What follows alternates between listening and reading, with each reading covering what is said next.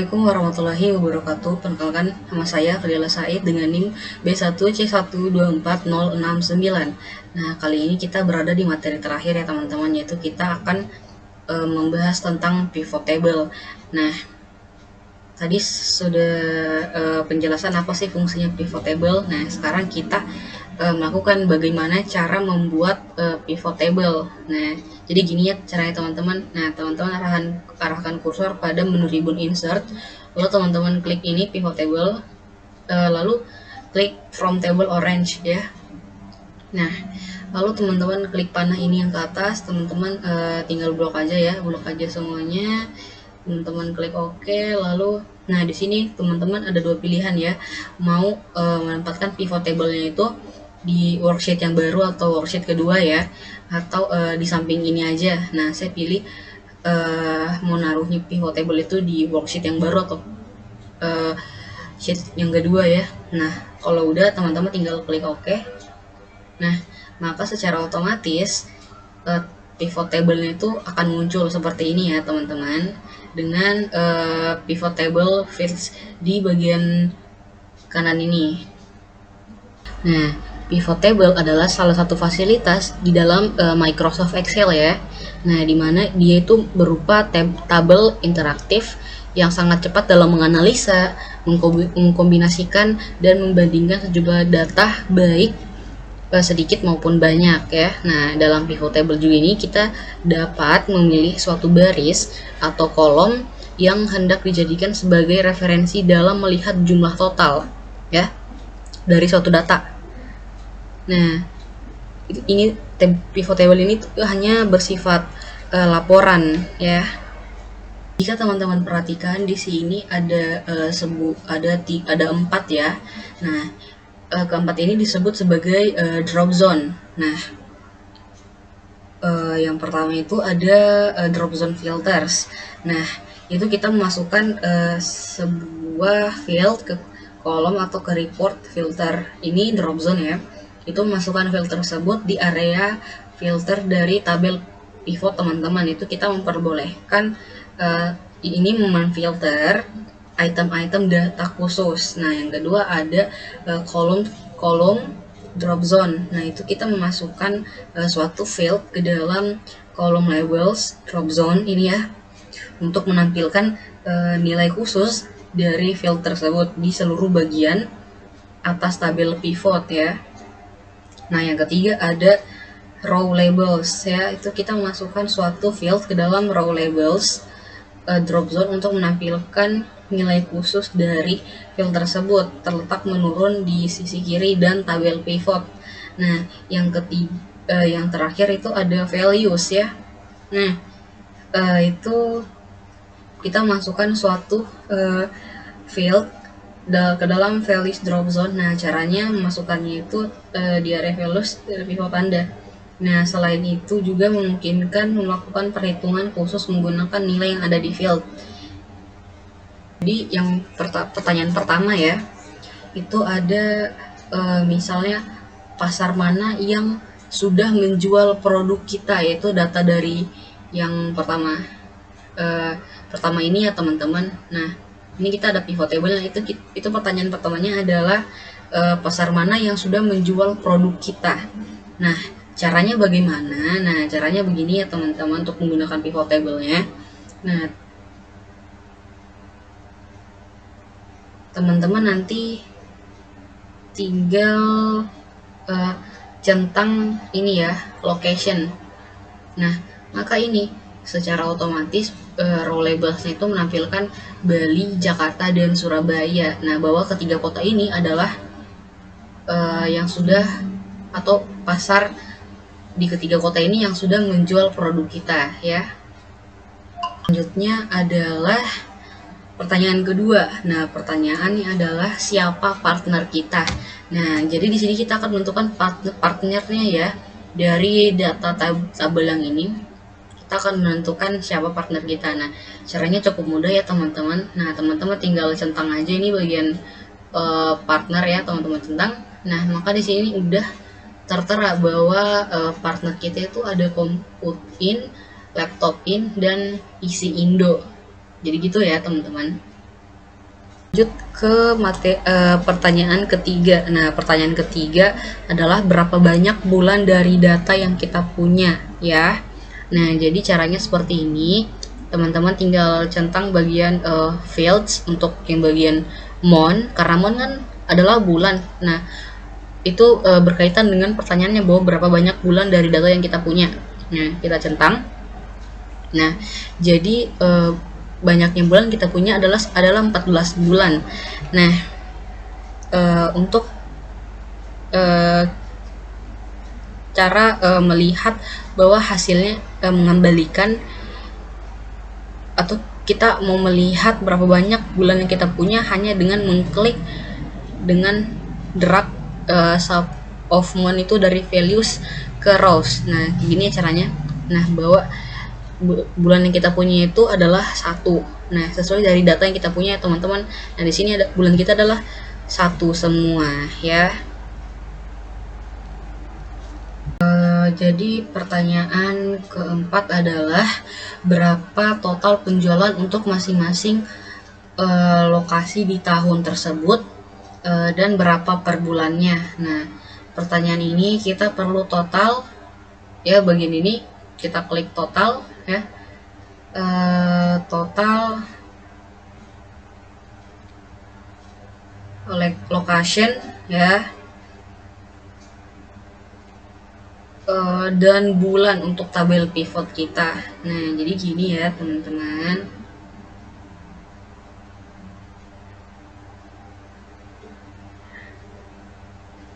Nah, lalu itu kita lihat ya di bagian sini drop zone, ya.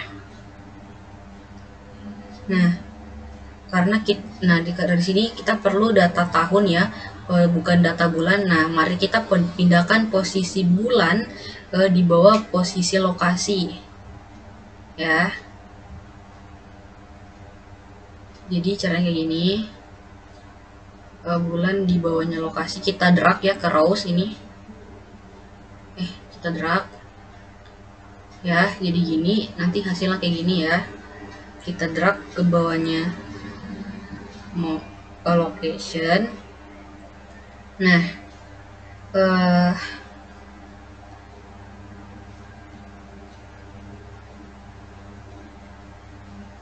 lalu teman-teman di sini bisa melihat tabel pivot menampilkan informasi yang lebih baik, ya.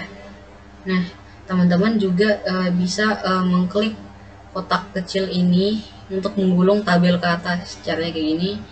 Ini juga teman-teman kayak gini. Ini juga. Nah, jadi teman-teman udah punya tabel data yang lebih singkat untuk menampilkan banyaknya total data, ya.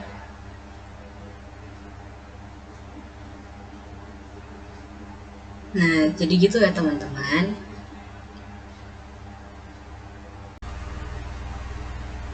Nah, pertanyaan selanjutnya adalah partner mana yang berkontribusi paling banyak pada keseluruhan penjualan. Nah, pertanyaan ini perlu kita ketahui dulu partner kita dan nilai penjualannya. Nah, kita klik atau kita centang bagian partner.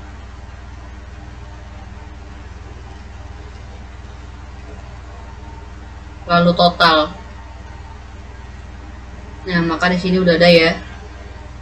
Nah, pada tabel pivot kita masukkan performatan bersyarat atau conditional formatting untuk membantu mengidentifikasi siapa yang mempunyai penjualan terbanyak. Nah, caranya ini teman-teman blok aja gini, ya.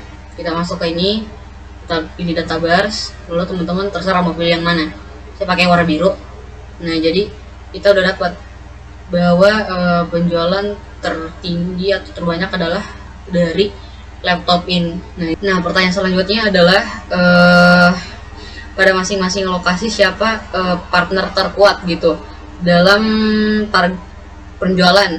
Nah, pada pertanyaan kita perlu tahu ada kita perlu centang, ya. Kita perlu centang itu partner, lokasi, dan total penjualan. Nah, sini udah muncul ya datanya teman-teman. Nah, terus itu kita karena fokus ini adalah lokasi, maka di sini bagian ini rows field kita pindahkan lokasinya ke atas. Gini. Nah, udah. Nah, untuk memperjelas teman-teman tinggal klik ini ya, yang pojok-pojok ini ada plus minus, teman-teman klik aja. Dapat ya. Nah, begini. Nah, untuk lebih jelas atau membuat kita membacanya lebih mudah, teman-teman bisa menggunakan conditional formatting. Kita mau lihat itu siapa yang paling tinggi ya. Teman-teman tinggal blok aja. Ini, klik formatting, data bars, kita pakai ini, biru lagi. Udah. Jadi kita dapat bahwa penjualan yang paling banyak itu ada di lokasi Jakarta ya. Nah, jadi gitu ya cara teman-teman cara menggunakannya. Nah, pertanyaan terakhir ya. Itu ada berapa banyak unit yang terjual pada masing-masing partner di tiap-tiap area dan total penjualan di tiap area. Nah, pada pertanyaan ini kita perlu tahu partner ya.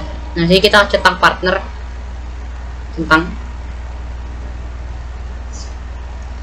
partner, lalu lokasi,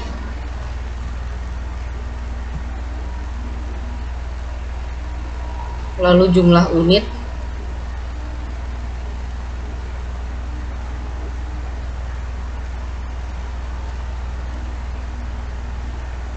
ya jumlah unit atau invoice ya. Salah, maaf, maksudnya amount, lalu total penjualan, kita klik total ya. Nah, di sini udah muncul ya teman-teman. Udah tuh. Nah, jadi kalau udah gini, nah karena kita fokusnya lokasi ya, pastikan lokasi itu berada pada di atas partner. Nah, kayak gini, lokasinya itu ada di bawah partner. Nah, kita pindahin dia itu biar di atas partner. Nah, udah jadi kayak gini ya. Nah, untuk lebih jelasnya teman-teman klik aja ini pojok-pojok kiri. Nah, udah gini ya. Terus itu ada untuk membantu melihat lebih mudah, kita bisa menggunakan format angka. Nah, itu pertama kita sorot data yang berisi angka, klik tombol koma. Oke, jadi caranya kayak gini ya.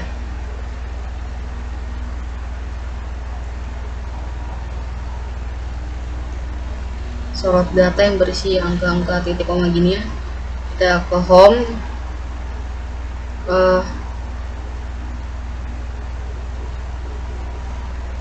lalu kita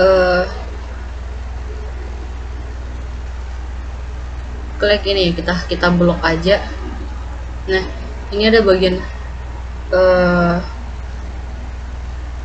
accounting ya, terus kita ubah ke format accounting gini, udah ya. Terus jika tidak menghasilkan seperti yang kita inginkan, itu kita klik ke ini, kita ke number, atau kita klik Ctrl 1 aja, kita ke number, lalu isikan 2 desimal.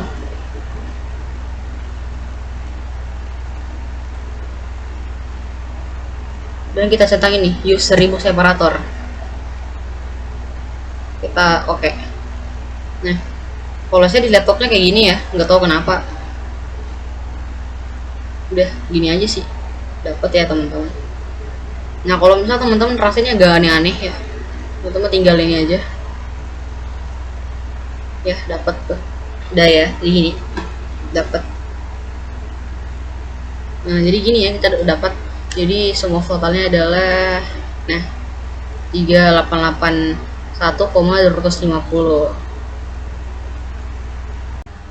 Nah, selanjutnya itu kita akan melakukan perubahan kosmetik ya pada tabel pivot. Nah, kita di sini udah ada ya, di sini nih tab design. Nah itu kita menggunakan contoh pada yang tadi ya, pertanyaan yang terakhir tadi.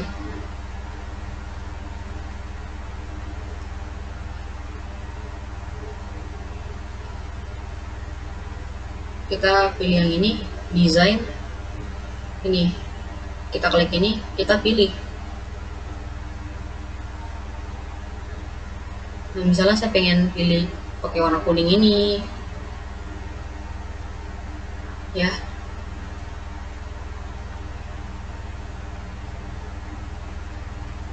lalu atau misalnya oh iya yang ini cantik ya teman-teman, saya sukanya warna hijau sih, jadi pakai hijau aja. Nah itu terus ada tiga tipe ya, layout atau tata letak tabel pivot, yakni compact, outline, dan tabular. Nah secara default setelan standar itu tabel pivot baru akan menggunakan layout compact, itu menu untuk memodifikasi tata letak ada di bawah tab design ini ya. Nah itu fungsi utamanya adalah memperkuat kreativitas pengguna. Nah jadi caranya seperti ini, kita klik ini, lalu kita klik yang ini, report layout. Nah situ kita ada tiga tipe layout, akan ditunjukkan di menu dengan dua variasi ya, itu mengulang item atau tidak mengulang item. Nah fungsi ini memperbolehkan ataupun menghilangkan informasi di header atau bagian judul aja.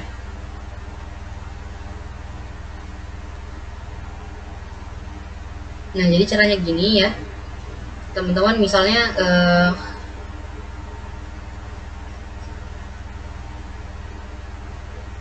ya ini teman-teman klik bagian show in compact form ya.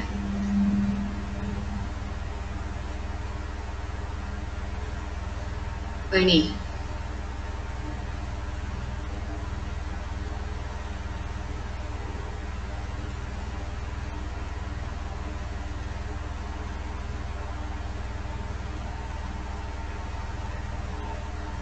nah itu kalau ini misalnya itu tuh kalau compact layout. Nah bagaimana misalnya kalau show in outline form? Wah jadi kayak gini ya, jadi agak lebar gitu. Bagaimana kalau dengan show in tabular? Wah jadi kayaknya tabular agak lebih bagus ya.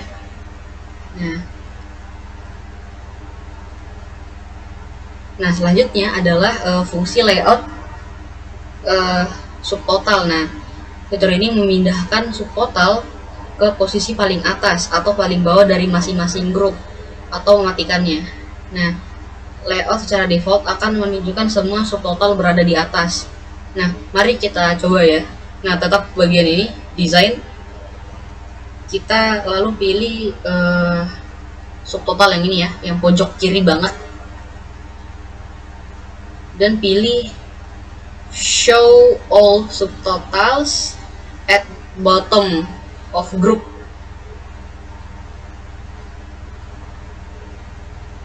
Nah semua subtotal itu akan berada di masing-masing grup.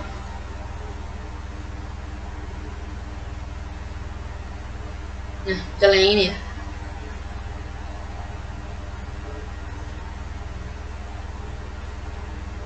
misalnya saya pilih yang ini nih, saya pilih yang ini, maka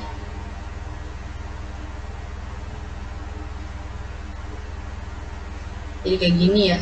Oh misalnya kayak belum gitu deh, yang kayak gini, lalu ini kan grand total tadi masih yang ini kan. Nah coba kita pilih subtotal yang ini. Nah dia jadi gini, jadi bagus kan, jadi kayak ini ada bawah-bawahnya gitu loh. Oke nah ini tuh grand total itu digunakan untuk mengaktifkan grand total ataupun juga mematikannya pada baris dan kolom ya.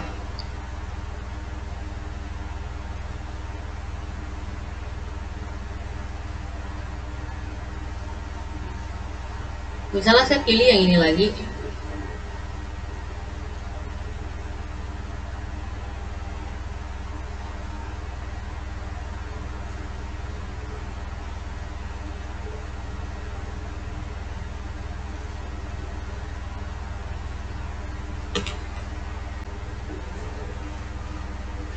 Nah, lalu di sini itu ada fungsi blank rows atau baris kosong ya ini. Ya, itu memungkinkan pengguna memasukkan atau menghilangkan baris kosong antar item. Nah, secara default tidak ada baris kosong di antara item. Nah, mari kita masukkan satu baris kosong setelah item. Nah, jadi caranya tetap di sini ya, design. Terus ini kita klik pada blank rows. Kita pilih yang ini, insert blank line after each item. Kayak gini. Wah, maka kayak gini akan berubah, lebih cantik ya. Nah, Anda juga bisa menyembunyikan tombol kotak drill atau up and down pada tabel pivot secara default. Fungsi ini tetap menyala kok. Nah, bagaimana cara mematikannya? Nah, cara mematikannya gini ya. Kita klik tab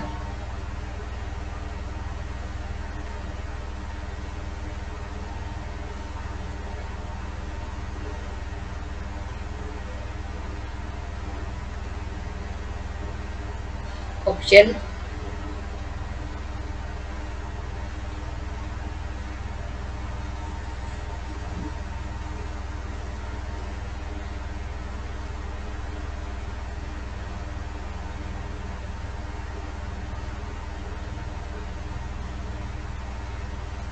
kayak gini ya.